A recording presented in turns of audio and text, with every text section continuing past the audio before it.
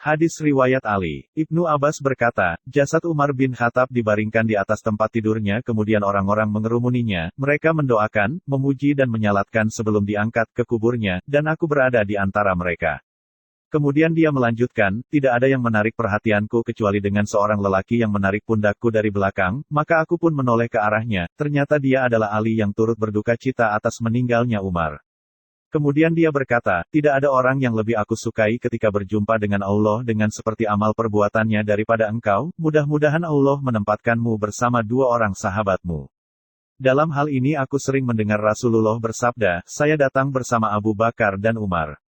Aku masuk surga bersama Abu Bakar dan Umar. Dan aku pun keluar bersama Abu Bakar dan Umar. Sungguh aku berharap semoga Allah berkenan mempertemukanmu dengan mereka. Sahih Muslim nomor 4402. Hadis riwayat Abu Said Al-Khudri, ia berkata, Rasulullah bersabda, ketika sedang tidur, aku bermimpi melihat banyak orang sedang berkumpul dengan mengenakan pakaian yang beragam, ada yang menutupi sampai dada dan ada pula yang kurang dari itu, lalu lewatlah Umar bin Khattab dengan pakaian yang ia serat. Mereka bertanya, bagaimana engkau menakwilkan mimpi itu wahai Rasulullah? Beliau menjawab, agama. Sahih Muslim nomor 4403. Hadis riwayat Ibnu Umar, dari Rasulullah, beliau bersabda, ketika sedang tidur, aku bermimpi melihat sebuah gelas besar berisi susu dihidangkan kepadaku. Lalu aku meminumnya hingga aku dapat menyaksikannya mengalir ke dalam kuku-kukuku kemudian sisa minumanku aku berikan kepada Umar bin Khattab. Para sahabat bertanya, bagaimana engkau menakwilkan mimpi itu wahai Rasulullah? Beliau menjawab, itu adalah ilmu. Sahih Muslim nomor 4404. Hadis riwayat Abu Hurairah, ia berkata, aku mendengar Rasulullah bersabda, ketika sedang tidur, aku bermimpi melihat diriku berada di dekat sebuah sumur tua di mana terdapat sebuah timba.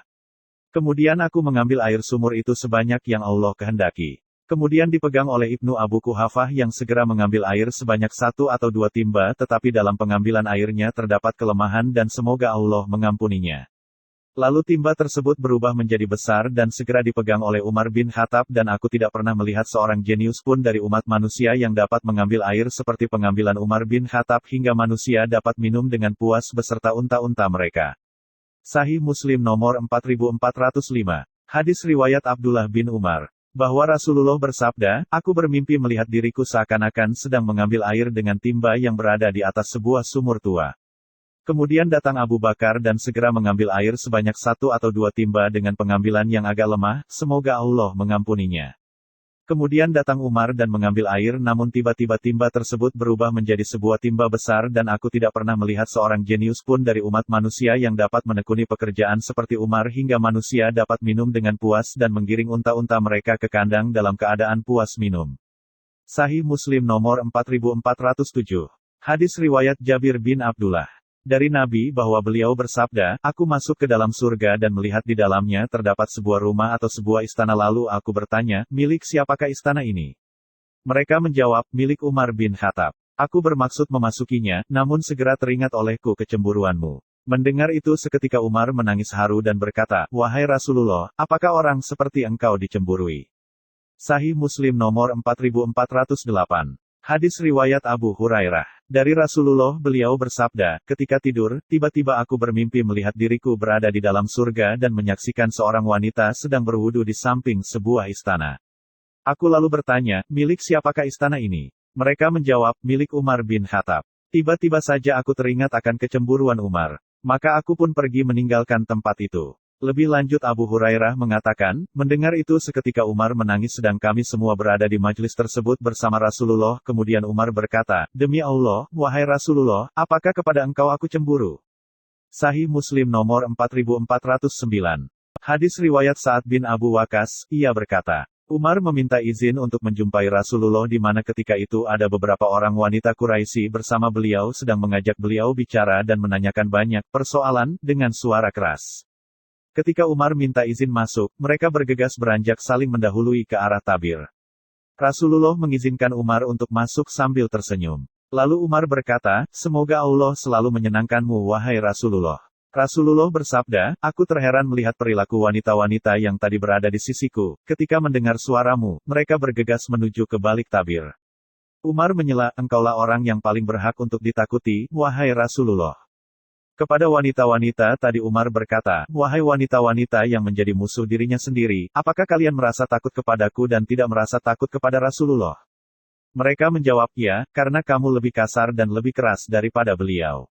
Rasulullah kemudian bersabda, "Demi zat yang jiwaku berada di tangannya, setan tidak akan pernah menemuimu sedang menelusuri suatu jalan, kecuali ia akan menelusuri jalan selain jalanmu." Sahih Muslim nomor 4410. Hadis riwayat Umar, ia berkata, "Aku bertepatan dengan kehendak Tuhanku dalam 3 perkara, dalam perkara makam Ibrahim, dalam perkara hijab dan dalam perkara tawanan perang Badar." Sahih Muslim nomor 4412. Hadis riwayat Ibnu Umar, ia berkata, "Ketika Abdullah bin Ubay bin Salul meninggal dunia, anaknya Abdullah bin Abdullah datang menemui Rasulullah meminta agar Rasulullah berkenan memberikan pakaiannya untuk digunakan mengkafani jenazah ayahnya.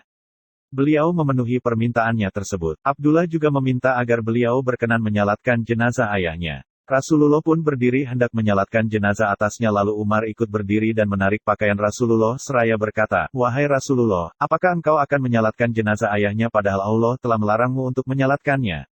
Rasulullah bersabda, "Sebenarnya Allah telah memberikan pilihan kepadaku." Lalu beliau membaca ayat, "Kamu memohonkan ampunan bagi mereka atau tidak kamu mohonkan ampunan bagi mereka adalah sama saja. Kendatipun kamu mohonkan ampunan bagi mereka berulang sampai 70 kali. Aku akan menambahnya lebih dari 70 kali." Umar berkata, "Abdullah bin Ubay bin Salul itu orang munafik." Rasulullah tetap menyalatkan jenazah bukan orang Islam tersebut. Saat itulah Allah yang Maha Mulia lagi Maha Agung menurunkan firman-Nya, "Dan janganlah kamu sekali-kali menyalatkan jenazah seorang yang mati di antara mereka, dan janganlah kamu berdiri di atas kuburnya." Sahih Muslim nomor 4413.